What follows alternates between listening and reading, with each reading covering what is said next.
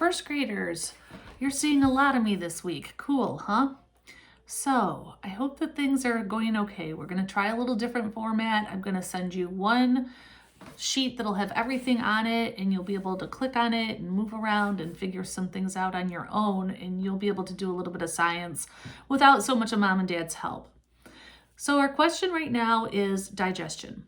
What happens when you take that bite of pizza, delicious, or chocolate chip cookies, and where does it go after that? Before you do anything, you need to draw a picture of where you think that food goes and what happens in your body. You need to draw that picture, and then once you've drawn that picture, you can come back and watch my video. Deal? All right, so where does the food go? Well, I'm gonna get my buddy out here again. He doesn't have a name. He's kind of weird looking, but he helps get the point across.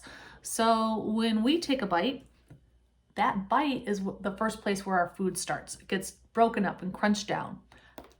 Our teeth are helped in the digestive system.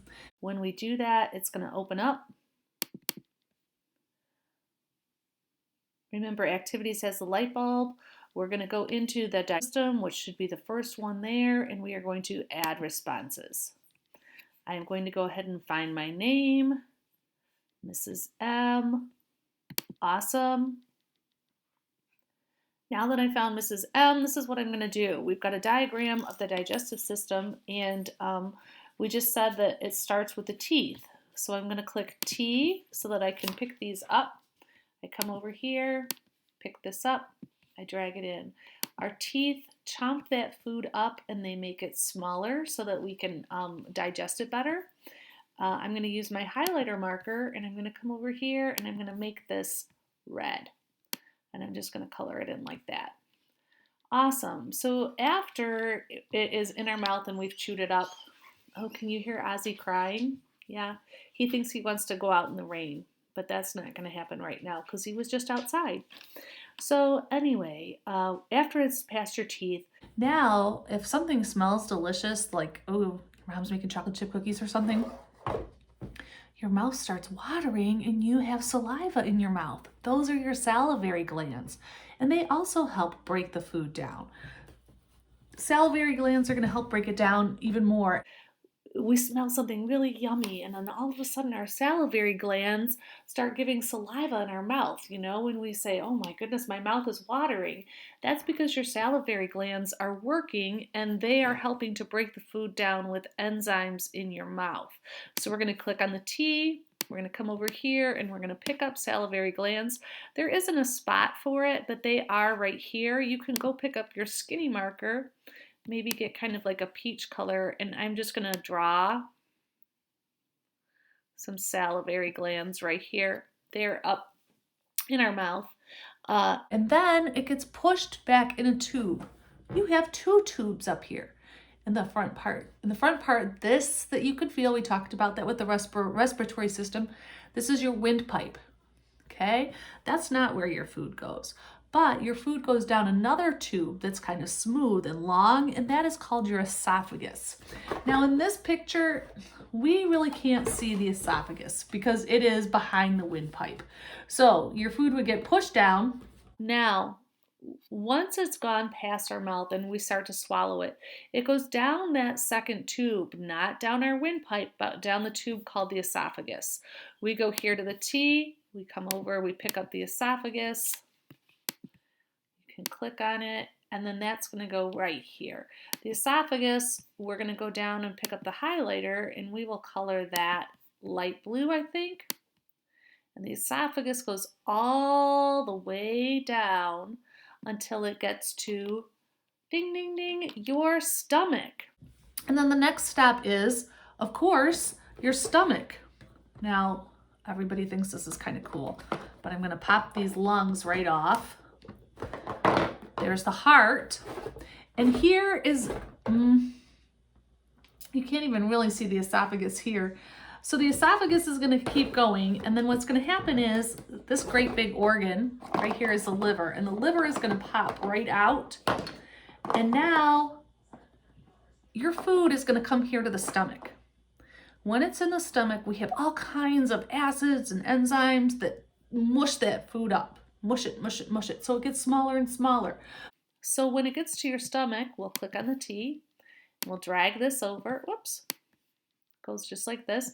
Your stomach has all kinds of acids in it that help break the food down into smaller and smaller bits. It's churning and it's mushing it all around till there's a good mush there. Let's go ahead and color the stomach in green. Here we go. All right, we've got this all green. Awesome. So after it leaves the stomach, it enters what's called our small intestine. And our small intestine it's all wiggly and it goes back and forth and back and forth and back and forth. That's because the small intestine itself, it's small in diameter, kind of like a thin straw. It's small in diameter, but it is really, really long. It's 20 feet long. 20 feet, that's a long ways. If we were 20 feet tall, our small intestines would be straight and we would be giants. So our small intestine's job is to take up all of those nutrients that we need to make us big and strong. That's super important. So once it leaves the stomach, we learned from my little video that it goes into the small intestine. The small intestine are not really small, they're actually very long. That's pretty long. Let's go ahead and we'll color the small intestine maybe purple. So we'll go up here. All of this curly stuff here, that's the small intestine because it has to be bent back and forth. Otherwise, if it was straight, your body would have to be 25 feet tall. All right, so we have the small intestine. In the small intestine, all of the good nutrients are being absorbed into your body. And then once that happens, it passes from the small intestine into your large intestine. Now, by the time it gets to the large intestine, this is the large intestine right here. Okay, so the large intestine wraps around us like this, and it's large because it's wide. Okay, it's like a great big straw, whereas the small intestine is like a little straw. It's a great big straw. And what happens there is the water that we need gets pulled out, and then we're left with waste. Well, now you know where this is going. So we'll go back over here. Whoops. We're going to pick up small intestine. They go right here. And then the large intestine is what comes next. And remember the large intestine is not as long, but it is wider.